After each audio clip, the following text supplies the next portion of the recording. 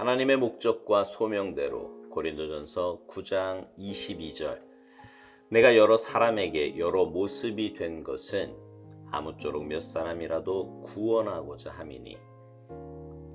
그리스도인 일꾼은 하찮은 일들 가운데서도 하나님의 고결한 사람이 되는 법을 배워야 합니다.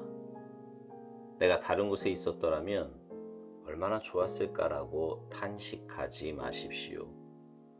모든 하나님의 사람들은 평범한 사람들이지만 주께서 그들에게 주신 중요한 사명 때문에 예외적인 사람들이 됩니다. 우리의 지성으로 이 중요한 사명을 생각하지 않고 우리의 가슴으로 이 사명에 애착을 느끼지 않는다면 우리는 하나님 앞에서 쓸모없는 자로 밀려날 것입니다. 스스로의 선택으로 하나님의 일꾼이 되는 것이 아닙니다. 많은 사람들이 자신의 뜻으로 주의 일꾼이 되려고 하지만 가장 중요한 하나님의 주권적인 은혜와 주님의 능하신 말씀이 그들에게 주어진 적이 없습니다. 바울의 온 마음과 생각과 영혼은 예수 그리스도께서 이 땅에 오신 그 위대한 사명에 사로잡혔으며 한순간도 그 초점을 잃지 않았습니다. 우리도 가장 중요하고 중심되는 이 한 가지 사실을 언제나 직면해야 합니다.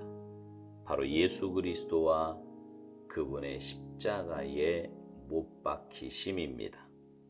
내가 너희를 택하여 세웠나니 요한복음 15장 16절.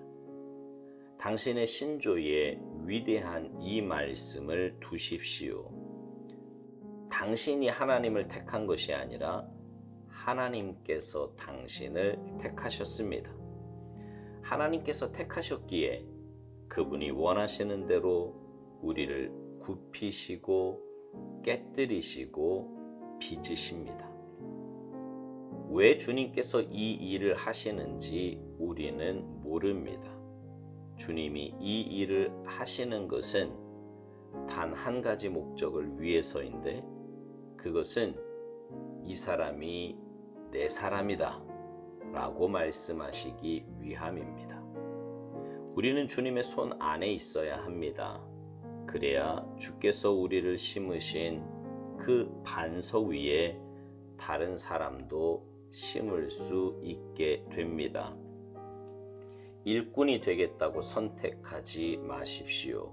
그러나 하나님께서 당신에게 주의 소명을 주셨다면 당신이 좌로나 우로 치우칠 경우 큰 진노가 임할 것입니다. 당신에게 소명이 임하면 소명을 받기 전에는 알 수 없었던 방법으로 하나님께서 당신을 대하실 것입니다. 또한 소명을 받지 않은 다른 사람이 알 수 없는 그러한 방법으로 하나님께서는 당신을 다루실 것입니다. 그분의 방법으로 당신을 다루도록 하십시오.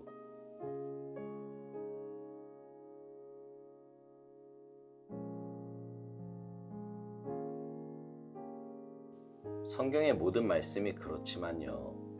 특별히 제게 큰 울림과 깨달음 그리고 삶의 지표로 삼게 된 말씀이 고린도후서 5장 15절 말씀입니다. 그가 모든 사람을 대하여 죽으심은 살아있는 자들로 하여금 다시는 그들 자신을 위하여 살지 않고 오직 그들을 대신하여 죽었다가 다시 살아나신 이를 위하여 살게 하려 함이라.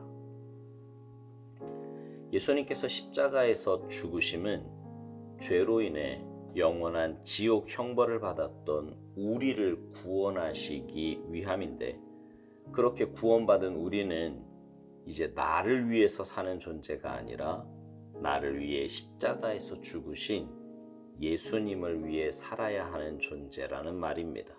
그렇습니다. 우리가 정말 영원히 죽을 인생에서 영원한 천국 백성 하나님의 자녀가 됨을 믿는다면 그리고 그렇게 된 것이 주님의 십자가 은혜임을 깨닫는다면 우리는 분명 주님을 위해 살 수밖에 없을 것입니다. 나를 위해 산다는 것은요, 죄에 찌든 죄성을 위해 산다는 것이고요. 눈에 보이는 세상을 위해 산다는 것인데, 영원한 천국이 있음을 믿고 영원한 하나님 나라 백성이 되었음을 믿는다면 우리가 어떻게 그렇게 살 수 있겠습니까? 그렇게 사는 것은 주님께서 어리석은 부자에게 말씀하신 것처럼 바보같이 사는 인생이에요. 그러니 우리는 어느 곳에 있든지 무엇을 하든지 하나님의 영광을 위해 주님의 나라와 의를 위해 사는 인생이 되어야 합니다. 그것이 나를 위해 십자가 지신 주님을 위해 사는 인생이 되는 것입니다. 오스왈드 목사님은요, 오늘 묵상을 이런 말로 시작합니다. 그리스도인 일꾼은 하찮은 일들 가운데서도 하나님의 고결한 사람이 되는 법을 배워야 한다고요. 모든 하나님의 사람들은 평범한 사람들이지만 주께서 그들에게 주신 중요한 사명 때문에 예외적인 사람들이 된다는 것입니다. 아까 말씀드린 대로 구원받은 우리가 하는 모든 일들은요, 주님을 위해 하는 일입니다. 그러니 인간적인 눈으로 볼 때 그것이 귀해 보이든 아니면 천해 보이든 상관없이 우리는 굉장히 귀한 일을 하는 존재들입니다. 그리고 그렇게 귀한 일을 하는 사람들이니 귀한 존재가 되는 거지요. 여러분은 자신에 대해서 어떤 생각과 마음을 가지고 사십니까? 혹 좀 많이 배우지 못했다고 해서, 가진 것이 적다고 해서, 높은 지위에 오르지 못했다고 해서, 혹은 몸이 건강하지 못하다고 해서 자신이 별 볼 일 없는 존재라고 생각하십니까? 결코 그렇지 않습니다. 여러분은 하나님의 자녀이며 하나님께서 보시기에 너무나 소중하고 귀한 존재들입니다. 여러분의 자녀들이 존재하는 그 자체만으로도 귀하고 소중하듯이 여러분도 하나님께 그런 존재다 이 말이에요. 그런 존재가 되었다는 것은 올바른 정체성을 가지고 살아야 함을 뜻합니다. 그렇게 귀한 존재가 되었는데도 여전히 눈에 보이는 것을 위해 살고 내 육신의 정욕과 안목의 정욕, 이생의 자랑을 위해 산다면 그건 뭔가 잘못 살아도 한참 잘못 사는 겁니다. 사도 바울이 다메섹 도상에서 주님을 만난 이후에 그는 주님께 온전히 붙잡힌 바 된 삶을 살았고요. 올바른 사명자의 삶을 살았습니다. 오스왈드 목사님은 바울의 온 마음과 생각과 영혼은 예수 그리스도께서 이 땅에 오신 그 위대한 사명에 사로잡혔으며 한순간도 그 초점을 잃지 않았다고 말합니다. 그렇습니다. 자신의 정체성을 올바로 깨달은 바울은 자신에게 주어진 사명 또한 잊지 않았습니다. 그리고 그는 주님 나라 갈 때까지 그 사명을 놓지 않았고 그 사명을 위해 살았습니다. 우리도 가장 중요하고 중심되는 이 한 가지 사실을 언제나 직면해야 하는데, 바로 예수 그리스도와 그분의 십자가의 못 박히심이라고 오스왈드 목사님은 말합니다. 맞습니다. 우리가 구원받아 영원한 하나님 나라 백성이 된 것도, 하나님의 자녀가 된 것도, 사명자가 된 것도 주님의 십자가의 은혜 때문입니다. 우리는 늘 그 십자가 앞에서 살아야 하며 그 십자가에서 우리 죄를 대속해 주신 주님을 위해 살아야 합니다. 이것이 우리의 삶의 목적이요 존재 이유입니다. 중요한 사실은 우리가 구원에 이르게 된 것이 내가 주님을 택하였기 때문이 아니라 주님이 나를 부르시고 택하여 주셨기 때문이라는 사실입니다. 그래서 요한복음 5장 16절 말씀은 내가 너희를 택하여 세웠다라고 주님이 말씀하십니다. 그리고 오스왈드 목사님은 우리의 신조에 이 위대한 말씀을 두라고 권면합니다. 주님은 우리를 부르시고 택하셔서 주님의 자녀 삼으신 후에 주님의 형상으로 우리를 빚어 가십니다. 주님 닮은 제자로 주님의 자녀로 빚어 가시는 거예요.